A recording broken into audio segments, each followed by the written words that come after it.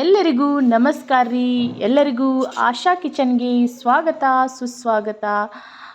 ಇವತ್ತಿನ ರೆಸಿಪಿ ಏನಪ್ಪ ಅಂತಂದ್ರೆ, ಇವತ್ತು ನಾನು ನಮ್ಮ ಉತ್ತರ ಕರ್ನಾಟಕದ ಸ್ಟೈಲ್ ಒಳಗೆ ಹೆಸರು ಕಾಳು ಪಲ್ಯ ಹೆಂಗೆ ಮಾಡೋದು ಅಂಥೇಳಿ ತೋರಿಸ್ತೇನೆ ನೋಡ್ರಿ. ಬರ್ರಿ ಹಂಗಾರ ತಡ ಯಾಕೆ, ಇದಕ್ಕೆ ಏನೇನು ಬೇಕಂತೇಳಿ ನೋಡೋಣ. ಈಗ ಇದನ್ನು ನೀರೊಳಗೆ ಒಂದ್ಸರಿ ಸರಿಯಾಗಿ ವಾಶ್ ಮಾಡಿ ಮತ್ತೆ ಇದನ್ನು ಈಗ ಕುಕ್ಕರಿಗೆ ಹಾಕಿ ಅದರ ಅರ್ಧ ನೀರು ಹಾಕಬೇಕು. ಒಂದು ಅರ್ಧ ಸ್ಪೂನ್ ಅರಿಶಿನ ಪುಡಿ ಹಾಕಬೇಕು. ನಾನಿಲ್ಲೀಗ ಒಂದು ಈರುಳ್ಳಿ, ಒಂದೆರಡು ಮೆಣಸಿನಕಾಯಿ, ಹಾಗೆ ಒಂದೆರಡು ಬೆಳ್ಳುಳ್ಳಿ, ಹಾಗೆ ಕರಿಬೇವು, ಒಂದು ಟೊಮ್ಯಾಟೊ. ಓಕೆ, ನಾನೀಗ ಹೆಸರು ಕಾಳನ್ನು ಸರಿಯಾಗಿ ಕುದಿಸ್ಕೊಂಡೇನಿ. ಅಂದರೆ ಜಾಸ್ತಿ ಕುದಿಸ್ಬಾರ್ದು, ಯಾಕಂದ್ರೆ ಪೂರ್ತಿ ಎಲ್ಲ ರಾಡಿ ಆಗಿಬಿಟ್ರೆ ಪಲ್ಯ ರುಚಿ ಅನ್ಸಂಗಿಲ್ಲ.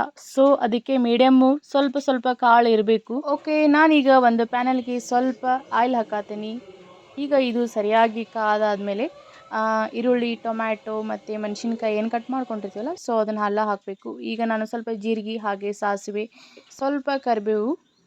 ಓಕೆ, ಈಗ ಇದನ್ನೆಲ್ಲ ಹಾಕಿ ಸರಿಯಾಗಿ ಫ್ರೈ ಮಾಡಬೇಕು.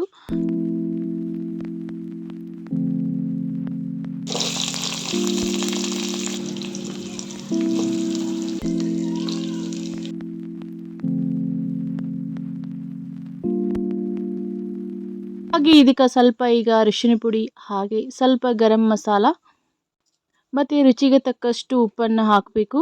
ಓಕೆ, ಈಗ ಇದು ಸರಿಯಾಗಿ ಎಲ್ಲ ಫ್ರೈ ಆದಮೇಲೆ ಬೇಯಿಸ್ಕೊಂಡಿರುವಂಥ ಹೆಸರು ಕಾಳನ್ನು ಹಾಕಬೇಕು.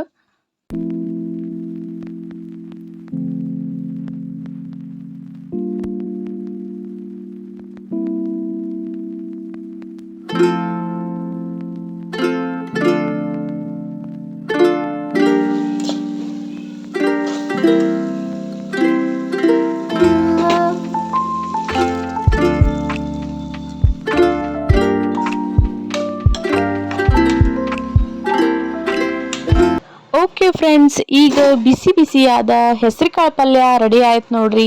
ಇದನ್ನು ನೀವು ಜೋಳದ ರೊಟ್ಟಿ, ಇಲ್ಲಪ್ಪ ಅಂತಂದ್ರೆ ಚಪಾತಿಗೂ ಹಚ್ಕೊಂಡು ತಿನ್ಬೋದು, ಹಾಗೆ ರೈಸಿಗೂ ಹಚ್ಕೊಂಡು ತಿನ್ಬೋದು. ಸಾಂಬಾರು ಮಾಡೋ ಬದ್ಲಿ ರೈಸಿಗೂ ಕೂಡ ಇದನ್ನ ಹಚ್ಕೊಂಡು ತಿನ್ಬೋದು. ತುಂಬ ಟೇಸ್ಟಿ ಆಗಿರ್ತೈತಿ. ತಡ ಯಾಕ್ರಿ, ನಿಮ್ಮ ಮನೆಯೊಳಗೆ ನೀವು ಒಂದ್ಸರಿ ಟ್ರೈ ಮಾಡಿ ನೋಡ್ರಲ್ಲ.